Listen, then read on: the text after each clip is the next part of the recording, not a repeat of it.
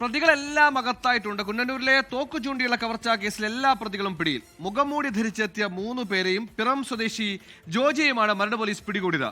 കേസിൽ ഇതുവരെ പിടികൂടിയത് 11 പേരെയാണ്. പണമിരട്ടിപ്പ് സംഘമാണ് ഈ കവർച്ചയ്ക്ക് പിന്നിൽ പ്രവർത്തിച്ചത്.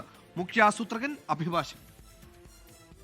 കൊച്ചി കുണ്ടന്നൂരിൽ പട്ടാപ്പകൽ തോക്കുചൂണ്ടി മുഖംമൂടി ധരിച്ചെത്തി കവർന്നത് 80 ലക്ഷം രൂപ. പോലീസ് ആദ്യഘട്ടത്തിൽ തന്നെ അന്വേഷണം നടക്കുന്നത് കടയുടമയും പ്രതികളും തമ്മിലുള്ള ബന്ധമന്വേഷിച്ച്. തുടർന്ന് മുഴുവൻ പ്രതികളെയും ഒടുവിൽ പോലീസ് പിടികൂടിയിരിക്കുന്നു. ജോജി, ജെയ്സൺ, ലെനിൻ, അബിൻ എന്നിവരെയാണ് മരട് പോലീസ് ഇന്ന് പിടികൂടി സ്റ്റേഷനിലെത്തിച്ചത്. ബാംഗ്ലൂർ, ഇടുക്കി, പോണ്ടിച്ചേരി എന്നിവിടങ്ങളിൽ നിന്നാണ് 4 പേരെയും പിടികൂടിയത്. ഇവരുടെ പക്കൽ നിന്ന് 50 ലക്ഷം രൂപയും കണ്ടെത്തി. കൃത്യത്തിൽ നേരിട്ടേർപ്പെട്ടവരാണ് പിടിയിലായ 4 പേരും.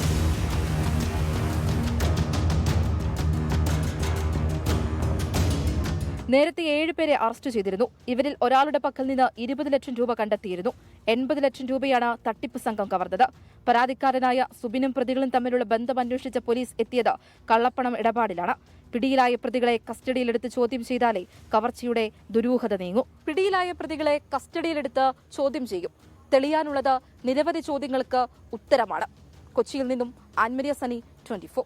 ലോകത്തെവിടെയായാലും ഏത് സമയത്തും 24 വാർത്തകളും ഓഗ്മെന്റഡ് റിയാലിറ്റി പാക്കേജുകളും എക്സ്പ്ലെയിനറുകളും വിശദമായി കാണാൻ ഞങ്ങളുടെ യൂട്യൂബ് ചാനൽ നിങ്ങൾക്ക് സബ്സ്ക്രൈബ് ചെയ്യാം.